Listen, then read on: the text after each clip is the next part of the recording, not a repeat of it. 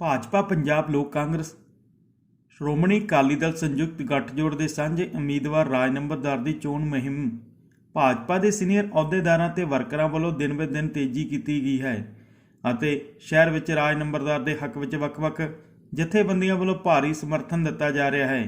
ਰਾਜ ਨੰਬਰਦਾਰ ਦੀ ਚੋਣ ਮੁਹਿੰਮ ਨੂੰ ਉਸ ਵੇਲੇ ਭਾਰੀ ਬਲ ਮਿਲਿਆ ਜਦੋਂ 100 ਤੋਂ ਵੱਧ ਪਰਿਵਾਰ ਵੱਖ-ਵੱਖ ਪਾਰਟੀਆਂ ਨੂੰ ਅਲਵਿਦਾ ਆਖ ਕੇ ਭਾਜਪਾ ਵਿੱਚ ਸ਼ਾਮਲ ਹੋ ਗਏ, ਜਿਨ੍ਹਾਂ ਨੂੰ ਰਾਜ ਨੰਬਰਦਾਰ ਨੇ ਭਾਜਪਾ ਦੇ ਸਰੋਪੇ ਪਾ ਕੇ ਸਮੂਹ ਪਰਿਵਾਰਾਂ ਦਾ ਸਵਾਗਤ ਕੀਤਾ ਅਤੇ ਭਰੋਸਾ ਦਿੱਤਾ ਕਿ ਉਹਨਾਂ ਨੂੰ ਪਾਰਟੀ ਵਿੱਚ ਬਣਦਾ ਮਾਣ ਸਨਮਾਨ ਦਿੱਤਾ ਜਾਵੇਗਾ ਅਤੇ ਮੋਦੀ ਸਰਕਾਰ ਵੱਲੋਂ ਦਿੱਤੀਆਂ ਜਾ ਰਹੀਆਂ ਸਕੀਮਾਂ ਨੂੰ ਘਰ-ਘਰ ਤੱਕ ਪਹੁੰਚਾਇਆ ਜਾਵੇਗਾ।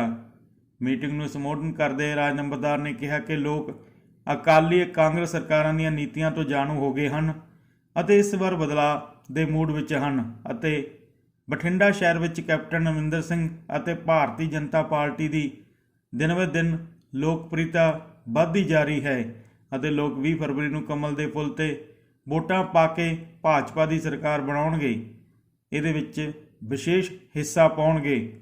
ਉਹਨਾਂ ਕਿਹਾ ਕਿ ਪੰਜਾਬ ਵਿੱਚ ਭਾਰਤੀ ਜਨਤਾ ਪਾਰਟੀ ਸਰਕਾਰ ਬਣਦਿਆਂ ਹੀ ਬਠਿੰਡਾ ਸ਼ਹਿਰ ਅੰਦਰ ਗੁੰਡਾ ਰਾਜ ਖਤਮ ਕੀਤਾ ਜਾਵੇਗਾ ਅਤੇ ਹਰ ਵਰਗ ਦੇ ਲੋਕਾਂ ਨੂੰ ਪੂਰਾ ਮਾਣ ਸਨਮਾਨ ਦਿੱਤਾ ਜਾਵੇਗਾ ਅਤੇ ਇੱਕ ਖੁਸ਼ਹਾਲ ਸ਼ਹਿਰ ਬਣਾਇਆ ਜਾਵੇਗਾ। ਰਾਜ ਨੰਬਰਦਾਰ ਨੇ ਕਿਹਾ ਕਿ ਇਸ ਵਾਰ ਪੰਜਾਬ ਦੇ ਵੋਟਰਾਂ ਵੱਲੋਂ ਪ੍ਰਧਾਨ ਮੰਤਰੀ ਨਰਿੰਦਰ ਮੋਦੀ ਦੇ ਸੁਪਨਿਆਂ ਨੂੰ ਸਾਕਾਰ ਕਰਦੇ ਹੋਏ ਨਵਾਂ ਪੰਜਾਬ ਬਣਾਇਆ ਜਾਵੇਗਾ ਅਤੇ ਭਾਜਪਾ ਪੰਜਾਬ ਲੋਕ ਕਾਂਗਰਸ ਸੰਯੁਕਤ ਅਕਾਲੀ ਦਲ ਗੱਠਜੋੜ ਦੀ ਸਰਕਾਰ ਬਣੇਗੀ। ਉਹਨਾਂ ਕਿਹਾ ਕਿ ਬਠਿੰਡਾ ਦੇ ਵੋਟਰ ਵੀ ਇਸ ਵਾਰ ਇਤਿਹਾਸ ਬਣਾਉਣਗੇ, ਜਿਨ੍ਹਾਂ ਵੱਲੋਂ ਝੂਠੇ ਵਾਅਦੇ ਕਰਨ ਵਾਲਿਆਂ ਨੂੰ ਬਾਹਰ ਦਾ ਰਸਤਾ ਵਿਖਾਇਆ ਜਾਵੇਗਾ। ਡਰ, ਭ੍ਰਿਸ਼ਟਾਚਾਰ, ਲੁੱਟ ਖਸੁੱਟ, ਧੱਕੇਸ਼ਾਹੀਆਂ, ਕਬਜ਼ੇ, ਜੂਆ ਸੱਟੇ ਦੇ ਕੰਮ ਕਰਨ ਵਾਲਿਆਂ ਨੂੰ ਬਠਿੰਡਾ ਨਿਵਾਸੀ 20 ਫਰਵਰੀ ਵਾਲੇ ਦਿਨ ਕਮਲ ਦੇ ਨਿਸ਼ਾਨ ਦਾ ਬਟਨ ਦਬਾ ਕੇ ਅਜਿਹੀ ਹਾਰ ਦਿਲਾਉਣਗੇ ਕਿ ਉਹ ਦੁਬਾਰਾ ਬਠਿੰਡਾ ਨੂੰ ਲੁੱਟਣ ਦਾ ਸੁਪਨਾ ਆਪਣੇ ਦਿਲੋਂ ਵਿੱਚੋਂ ਕੱਢ ਦੇਣਗੇ। ਇਸ ਮੌਕੇ ਸਮਾਜ ਸੇਵੀ ਬੀਨੂ ਗੋਇਲ ਨੇ ਵਰਕਰਾਂ ਨੂੰ ਸੰਬੋਧਨ ਕੀਤਾ ਅਤੇ ਮੋਦੀ ਸਰਕਾਰ ਵੱਲੋਂ ਦਿੱਤੀਆਂ ਜਾ ਰਹੀਆਂ ਸਕੀਮਾਂ ਬਾਰੇ ਜਾਣੂ ਕਰਵਾਇਆ। ਉਹਨਾਂ ਕਿਹਾ ਕਿ ਇਸ ਵਾਰ ਪੰਜਾਬ ਅੰਦਰ ਡਬਲ ਇੰਜਨ ਦੀ ਸਰਕਾਰ ਬਣਾਉਣੀ ਜ਼ਰੂਰੀ ਹੈ ਤਾਂ ਕਿ ਪੰਜਾਬ ਦੀ ਤਰੱਕੀ ਹੋਵੇ। ਉਹਨਾਂ ਕਿਹਾ ਕਿ ਪੰਜਾਬ ਦੇ ਲੋਕ ਵੀ ਡਬਲ ਇੰਜਨ ਦੀ ਸਰਕਾਰ ਬਣਾਉਣ ਲਈ ਉਤਵਾਲੇ ਹੋ ਰਹੇ ਹਨ, ਡਬਲ ਇੰਜਨ ਦੀ ਸਰਕਾਰ ਬਣਾਉਣ ਲਈ ਕਾਲੇ ਪਏ ਹੋਏ ਹਨ। ਮਾਨਿਆ ਸਾਰੀ ਪ੍ਰੈਸ ਤੁਹਾਡਾ ਸਭ ਦਾ ਸਵਾਗਤ ਹੈ ਅੱਜ ਦੀ ਇਸ ਛੋਟੀ ਸਭਾ ਦੇ ਵਿੱਚ ਔਰ ਪਹੁੰਚੇ ਸਾਡੇ ਬਹੁਤ ਹੀ ਸਤਿਕਾਰਯੋਗ ਮਾਨਿਆ ਸੀਪੀ ਜੋਸ਼ੀ ਜੀ ਜੋ ਮੈਂਬਰ ਆਫ ਪਾਰਲੀਮੈਂਟ ਨੇ ਚਿਤੌੜਗੜ੍ਹ ਤੋਂ, ਜਿਨ੍ਹਾਂ ਦੀ ਪਾਰਟੀ ਵੱਲੋਂ ਡਿਊਟੀ ਲੱਗੀ ਹੈ ਔਰ 20 ਫਰਵਰੀ ਤੱਕ ਸਾਡੇ ਪਾਸ ਨੇ ਔਰ ਸਾਡੇ ਭਾਜਪਾ ਦੇ ਤੇ ਲੋਕ ਕਾਂਗਰਸ ਪਾਰਟੀ ਦੇ ਸਾਂਝੇ ਉਮੀਦਵਾਰ ਸ਼੍ਰੀ ਰਾਜ ਨੰਬਰਦਾਰ ਜੀ ਸਾਡੇ 'ਚ ਮੌਜੂਦ ਹੈ, ਸਰਦਾਰ ਬਲਵੀਰ ਸਿੰਘ ਜੀ जोशी साहब। पिछले दिनों मुझे भी लगभग कई दिन हो गए जो स्थितियां नॉमिनेशन से पहले थी और नॉमिनेशन के बाद और आज में बहुत फ़र्क है। पूरे पंजाब में और बठिंडा स्पेशल मैं कह सकता हूँ नरेंद्र मोदी जी की नीतियों में, नरेंद्र मोदी जी के नेतृत्व में लोग विश्वास कर रहे हैं। लोगों के मन में है कि इस बार हम लोग अधिकांश सीटों पे कमल के फूल पर प्रत्याशी भारतीय जनता पार्टी के लड़ रहे हैं और आज जैसा कि सरदार बलविंदर सिंह जी ने बलवीर सिंह जी ने भारतीय जनता पार्टी की सदस्यता ली है और शहर से हमारे उम्मीदवार राज नंबरदार जी उनके पक्ष में बहुत अच्छा वातावरण का निर्माण हुआ है और ग्रामीण क्षेत्र में भी मैं जा रहा हूं तो लोगों में एक गजब का उत्साह देखने को मिल रहा है। आज सैकड़ों की संख्या में लोगों ने भारतीय जनता पार्टी की सदस्यता की। लोग आगे चलकर कह रहे हैं कि मोदी जी ने हमें 19 महीने से अनाज मुफ्त में दिया है।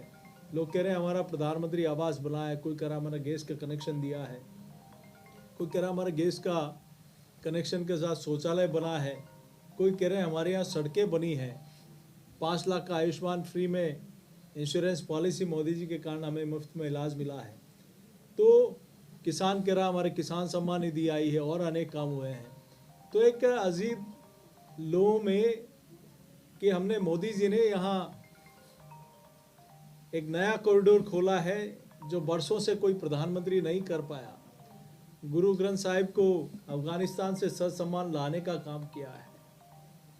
ऐसे अनेक काम देश के यशस्वी प्रधानमंत्री ने यहाँ किए हैं।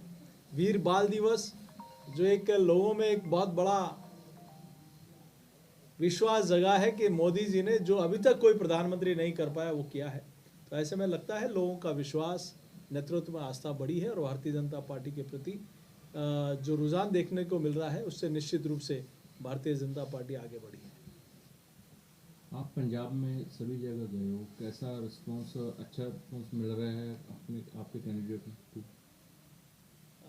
निश्चित रूप से जो मैंने वेरी फर्स्ट आप लोगों का जो 2 महीने 1 महीने पहले स्थिति थी उसमें और आज में बहुत रात दिन का फर्क है। लोग जुड़ते जा रहे हैं और लोगों का दूसरी अन्य जो पॉलिटिकल पार्टियां हैं वहाँ से बड़ी संख्या में लोग आ रहे हैं कि हमने पारदर्शिता, ईमानदारी और विकास कहीं देखना है तो भारतीय जनता पार्टी की तरफ वो आ रहे हैं और उनको लगता है कि मोदी जी के नेतृत्व में पंजाब और तेज गति के साथ यहाँ सरकार बनने के बाद और आगे बढ़ेगा।